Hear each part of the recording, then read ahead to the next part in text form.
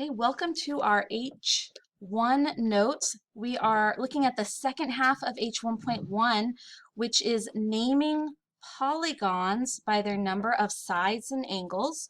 So we're picking up on page 2 of the notes on the bottom half, number of sides and names. And to start, we just want to review real quick, well, what is a polygon? If we're naming polygons, what is a polygon? And we just kind of developed this idea of a polygon from the first part of our polygon vocabulary, and we can look back at polygons. Polygons have a simple and closed planar shape constructed from straight lines. So they're simple, closed, and constructed from straight lines. Now, something that you might connect to this idea of naming polygons, if you have ever played any kind of role play games that use a dice mechanic, you might be familiar with seeing dice named by their D number, D4, D6, D8, D12, D20s especially. And you might be familiar with, these are not polygons, these are cahedrons, so polycahedrons instead of polygons.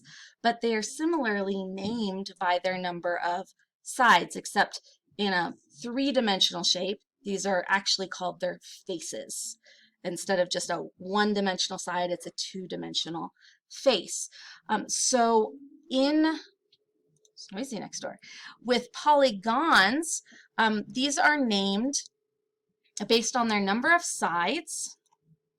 And we can see this here, but we're going to start when we look at number of sides. What about a one-sided polygon? Can we have a one-sided polygon if a one-sided polygon is a closed two-dimensional shape? If I just have one side, how do I make a closed two-dimensional shape out of just one side? Well, I can't. It's never going to be more than one dimension. Okay, so I can't have a one-sided shape. We're going to go ahead and cross this out. I can't have a one-sided polygon, which makes sense. A polygon, poly means many, multiple, right? So then we'll go back. You can, those are your SAP words, right? Poly. What about a two-sided shape? So let's bring in a second side here. We'll connect these two sides or edges at one vertex or angle. So now I have a two-sided shape, but it's not closed. So I'm going to try to close it by bringing one end to the other end to close it. But what happens when I try to close these two sides? Well, now they coincide. One is right on top of the other, and it's no longer a two-dimensional shape. It has actually become one line on top of the other, and it's one-dimensional again. So I can't have a two-sided polygon either. So I need to go back, oops, to my notes and go, I can't actually have a two-sided polygon. So I don't have a name for a two-sided polygon. Okay, what about a three-sided polygon? So if I line up one edge or side with a vertex, and then line up a third edge or side with that vertex and try to connect the third side, can I create a closed, simple shape? Yes. And my most simple three-sided closed shape polygon we call, you'll be familiar with, we call this a triangle.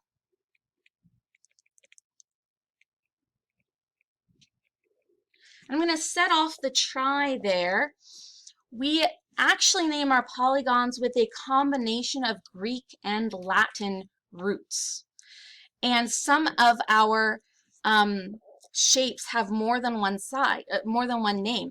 And while I said, oh, well, we don't have a one-sided shape. Weirdly enough, while we don't have a one-sided shape, we have a name for one-sided shapes. We actually have two names for one-sided polygons, even though they don't exist. We can name them henagons or monogons, even though they don't exist. Because sometimes in math, we need to treat their theoretical possibility, even if they don't practically exist. So our polygons are named, the names we commonly use for polygons in geometry are a combination of Greek and Latin prefixes. Triangle is a Latin prefix. Our four-sided shape that we most usually use is either quadrangle, or we often use the term quadrilateral. Okay, quadrilateral.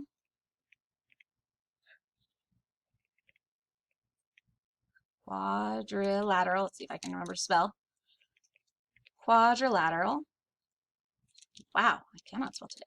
Quadrilateral. There we go. Let's go to a slightly thinner pen. Okay, quadrilateral. You notice when we're talking about a triangle, we default to referring to the angle. When we talk about a four-sided figure, we default to referring to the sides. Quadrilateral, speaking to the four sides. But in each case, a polygon is going to have let's be clear, a simple closed polygon is going to have the same number of angles as sides. Okay, we could refer to a triangle as a trilateral, and it would mean the same thing. That's why when we talk about a triangle with an equal number, with a regular triangle with an equal measure of angles and equal measure of sides, it can be equilateral or equiangular. If the sides have the same measure, the angles will also have the same measure. Okay. A five-sided figure is typically referred to as a pentagon, like the shape of the military offices, the Pentagon, the military offices, the Pentagon. It is a five-sided building. It is the Pentagon. It is actually made up of a pentagon shape with a smaller pentagon shape carved out of it, with sort of a courtyard in the middle of it. Okay. The pentagon, that is a Greek prefix rather than a Latin prefix. Okay. So penta is a Greek prefix. A six-sided figure is usually referred to as a hexagon. This is also now a Greek prefix. So I'm going to put a little G here in front. It's a Greek prefix as opposed to the Latin prefix for triangle and quadrilateral. Our seven-sided figure is a heptagon,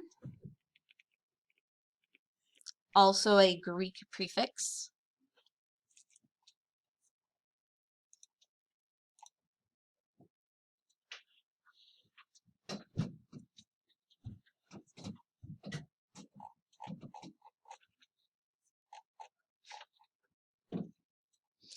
You may also hear this referred to as a septagon. The septagon is the Latin version. It's the Latin version. Then our eight-sided figure, this is one you're probably more familiar with. This is our octagon. Like an octopus has 8 legs. Octagon. Tap those SAP words. It's like a stop sign, yep. Octagon. A nine-sided version, by default, we are more likely to use the Latin prefix, which is a nonagon. The Greek prefix version is an enneagon. If you've ever heard people talk about their enneagram type, that's because the enneagrams are based on there being 9 different types. That's the enneagram typing, as opposed to like the Myers-Briggs typing, which has a 16 type categorization. Okay. A 10-sided figure, this is going back to the Greek, is a decagon.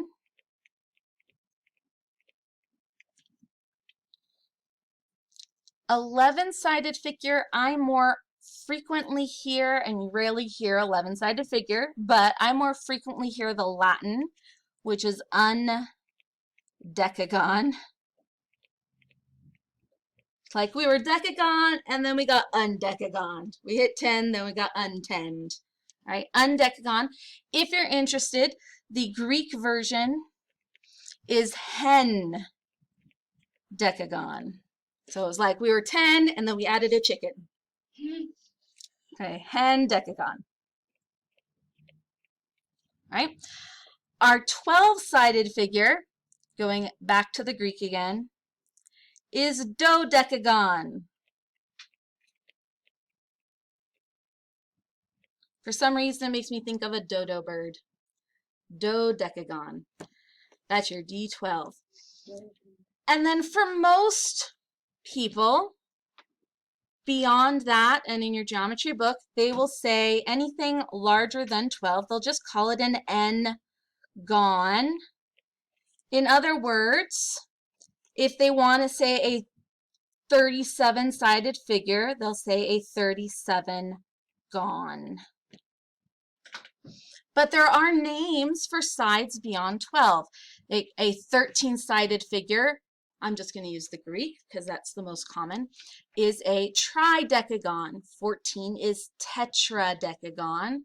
15 is pentadecagon. So you see how these numbers above 10 have the decagon from 10, and then add these parts. The pentadecagon is 10 plus 5, pentadecagon.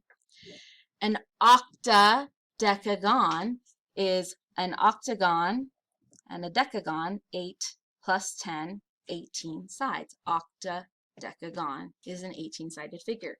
So you could piece apart a name of a larger gon side. And for those who might be interested, a 20-sided figure is an isogon.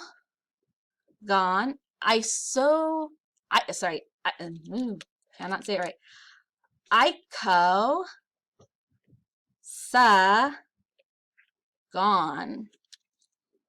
Icosagon. And then you can build up from there with your other pieces. And when we're talking about our polycahedrons, if we go back to our dice, our D4, D6, D8, D12, D20, these also have names that are similarly based. Our 4-sided die, which is the smallest polyhedron we can build in 3-dimensional space, is our 4-sided die is a tetrahedron.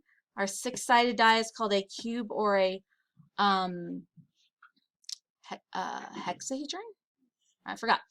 8-sided is octahedron. 10-sided is 12-sided is dodecahedron, and our D20 is icosahedron. Just don't roll a 1. Be careful.